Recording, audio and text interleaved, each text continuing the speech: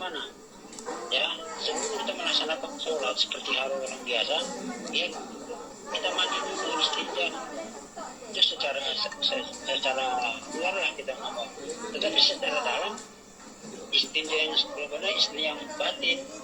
Karena Allah itu ada di dalam batin atau di dalam hati manusia, di dalam hati mukmin manusia, seorang mukmin. Nah, kalau kita tidak mengenal Allah, ya bagaimana kita mau menyampaikan sampai ke hakikat Allah itu? Saya bilang. Jadi gini, berhubungan dengan masuknya bulan Idul Adha, ya. Nah, kita tidak salah untuk mengupas atau menceritakan perjalanan kita pada diri kita. Pada hakikatnya orang naik haji itu, ya, dia niat ingin melihat Ka'bah, ya, tanah suci. Tidak salah. Tetapi yang lebih dalam lagi, apabila kita ke sana, kita harus bertemu. Nah, di muka sana justru mengenal diri. Sekarang, daripada orang bertauhid, mereka berbondong-bondong pergi ke Mekah sana. Nah, itu kan nampak jelas Nabi Ibrahim. Dan sebagaimana Nabi Ibrahim setelah mengenal Allah, lalu Ibrahim diajarkan.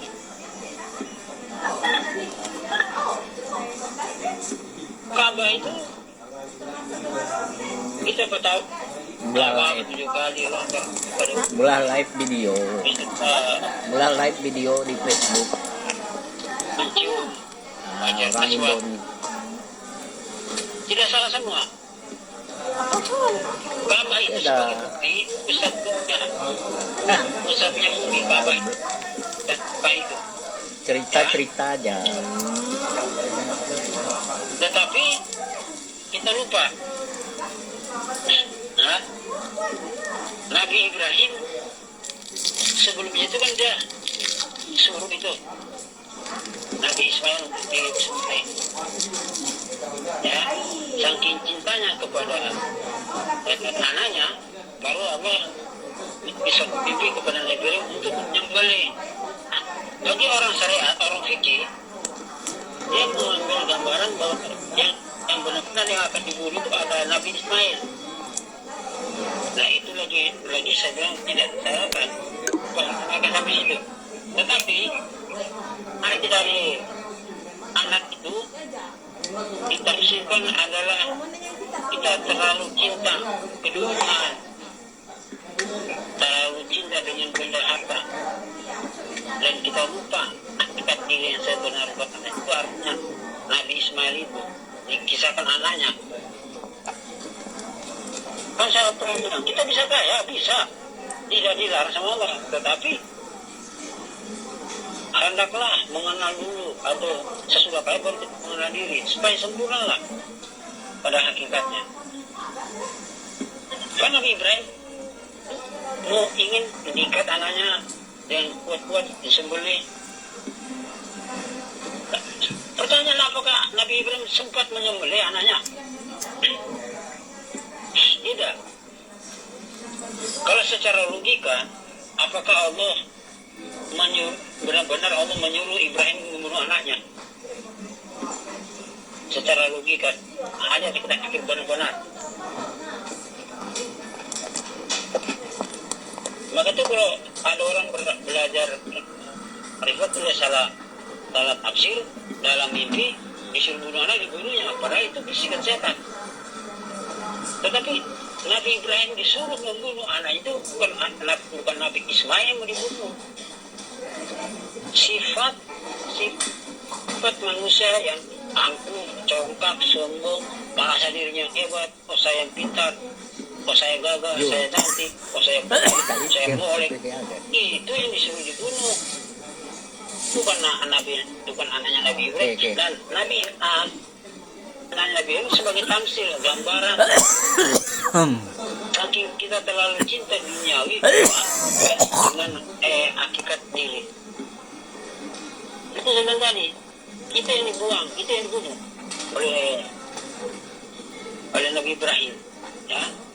Sehingga setelah Nabi Ibrahim bisa menghilangkan nafsu itu, barulah beliau tersadar, sujud syukur itu di Ka'bah itu. Ka'bah itu tanda sujud syukurnya Nabi Ibrahim. Yang mana? Nah, kita yang sudah paham, tidak usah berkecil hati. Kalau kita mau pegang rukun iman atau rukun Islam, ya kan, syahadat, sholat, puasa, zakat, haji, berarti kalau sudah lima yang kita menjalankan, berarti rukunlah Islam kita. Pertanyaan, bagaimana orang yang tidak mampu naik haji, rukun atau apa dia? Berarti Allah tidak adil lah kalau kita berpikir begitu. Nah, bila mampu kan, bila mampu. Nah, ada orang naik haji mampu karena uang, tetapi bukan karena secara iman, bukan secara akhlak, bukan. Nah, itu yang sulit, secara iman dan secara akhlak orang naik haji. Pada hakikatnya kita yang sudah haji, pada waktu kita dalam perut ibu. Nah, kalau haji yang sekarang yang nanti bulan depan dia cuma pada 1 bulan. Kalau kita 9 bulan 10 hari bertawaf di perut ibu. Nah, 9 bulan 10 hari cium Hajar Aswad dalam perut ibu, ya, keliling mutar salam, mutar sini dalam perut ibu. Itu sudah haji sebenarnya. Tapi lagi-lagi kita orang bertanya, apa buktinya? Apa dalil dan hadisnya? Ada ayatnya dalam Al-Quran, iya kan? Ayatnya apa? Ini Robika, hai jiwa-jiwa yang tenang, masuklah engkau ke dalam surga. Sekarang bertanya, orang naik haji sudah tenang ke jiwanya? Belum tentu. Coba dia buka, belum tentu tenang. Pulang dari contoh ini, saya dari Balikpapan, namanya Pak Arman.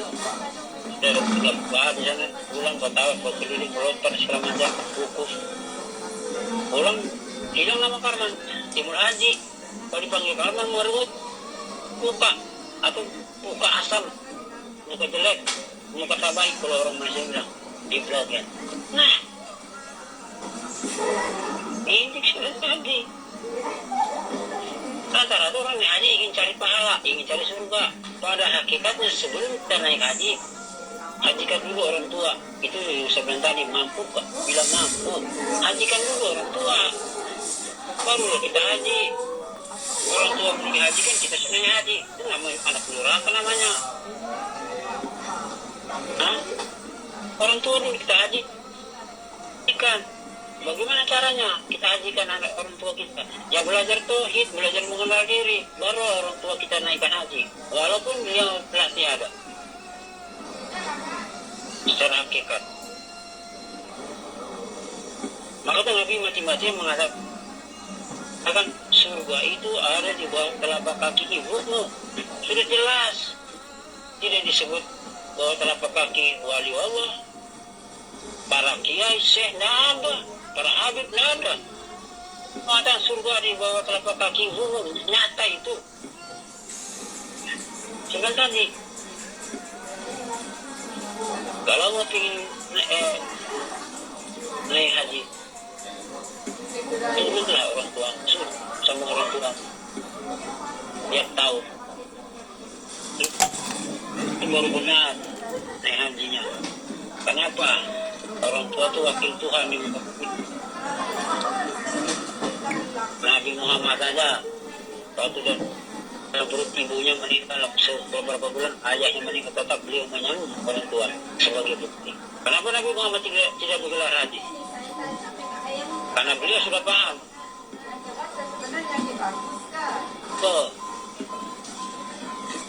Maka saya bilang kalau menaik ke diri, bukan kota Kediri ya. Kalau mau naik haji Kediri, Kediri dulu dihajikan.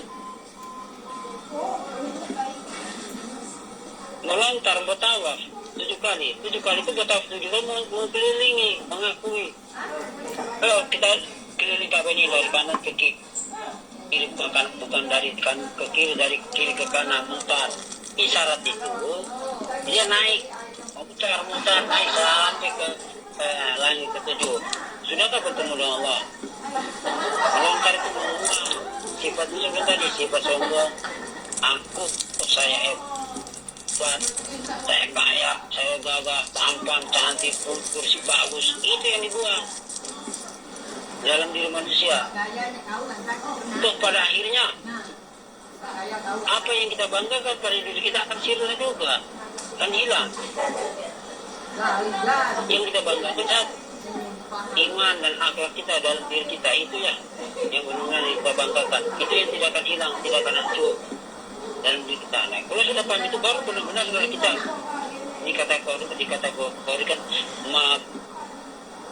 haji yang makruh. Sebentar lempar. Kan kita lempar itu ibarat kita melempar setan. Setan pun dilempar, setan pun dikeluarkan dalam di dalam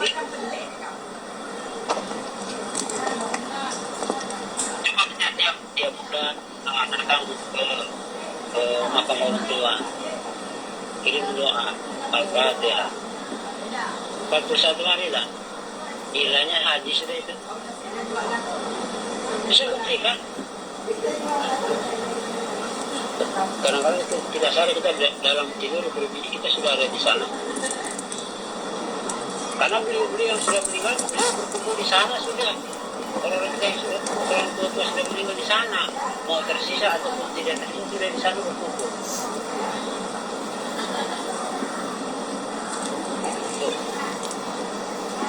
Sebelum tadi kita ini harta orang tua, kenapa jaga? Mana harta orang tua? Ini batang tubuh kita ini, nah hartanya orang tua. Parman tidak memiliki, Pak Jimmy tidak memiliki, Pak Awang tidak memiliki, PI tidak memiliki, Ibu Puan Adila tidak memiliki. Pertanyaan dalam perut ibu, kita ada bikin kah? Tidak. Itu namanya harta orang tua, harus kita jaga amanah, baik-baik. Ya.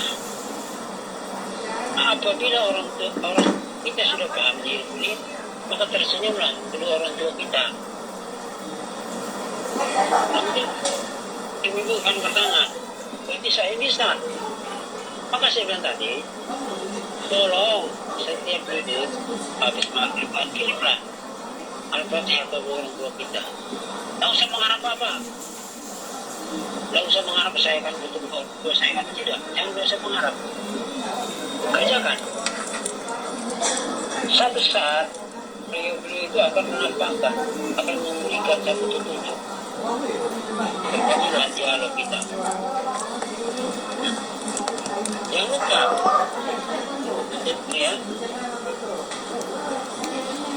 haji itu ada 3 kata penting. Saya uraikan terdahulu. 1, ada panggilan, karena rata-rata orang mengenai haji panggilan nafsu, memaksa jual tanah, menabung ini, menabung itu, ya, sehingga terjadilah niat mengenai haji. Ya, sampai di sana melihat Ka'bah menangis, ya. Tetapi amat sangat eronis melihat Ka'bah buatan manusia menangis. Melihat orang tua kita tidak menangis, diam. Itu terbalik namanya itu. Pikiran kita terbalik sudah. Kita melihat makam orang tua kita datang tidak menangis. Melihat Ka'bah yang dibuat oleh, mohon maaf, pemerintah Arab Saudi menangis, takjub dengan bangunan, tapi lupa. Begitu kita datang ke makam orang tua, nggak menangis, malah diam. Sudah guru tertawa. Jadi saya lihat itu. Khususnya orang di Balikpapan, saya kira-kira marah. seorang haji. Saya diam aja. Itu saya bilang, akal sudah ditutup.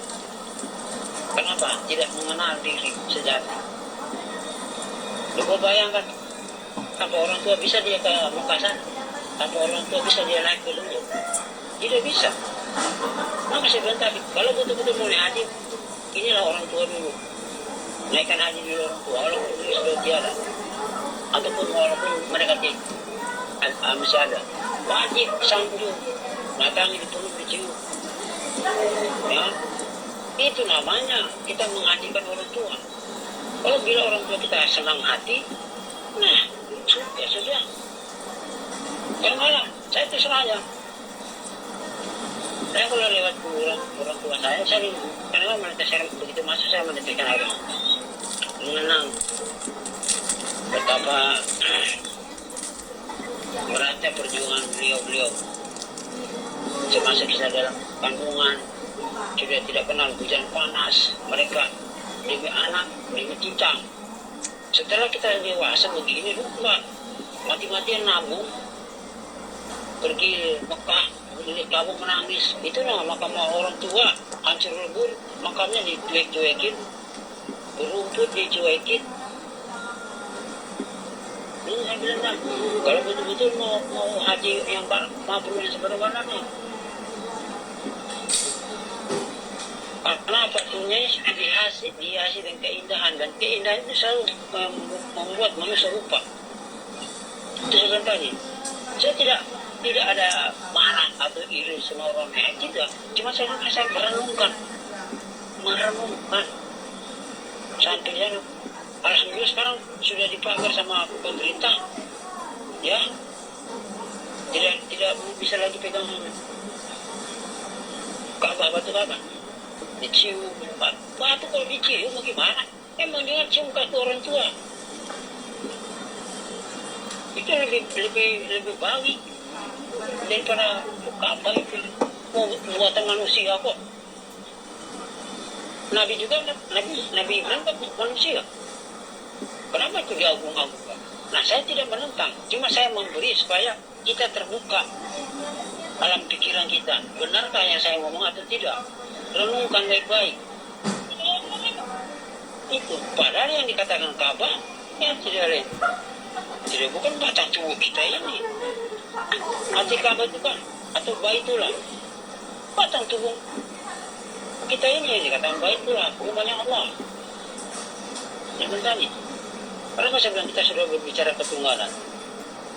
Coba kalau orang meninggal itu, di mana dayanya? Tidak ada. Di mana kuasanya? Tidak ada. Di mana kehendaknya? Tidak ada.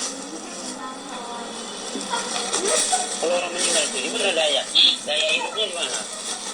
Kuasanya mana? Iradanya mana? Tidak ada. Hilang. Saya sudah pernah bilang, apabila kita sudah masuk di tingkat kekosongan, maka kita digelar tuli, bisu, buta.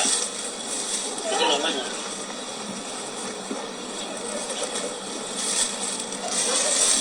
Memang jika Allah telah melimpahkan kefitnahan bala sesuatu golongan, atau jika Allah telah menyesatkan suatu golongan, tampaklah dia mata mereka yang buruk sekali, seolah-olah mereka yang paling baik. Ini yang saya bilang tadi. Panggilan pertama nafsu. Di situ ada dikatakan jin. Panggilan kedua Nabi Ibrahim. Tawalu orangnya, tidak mau disebut Nabi, tidak mau disebut haji, biasa saja. Panggilan ketiga, dia bertemu dengan mati.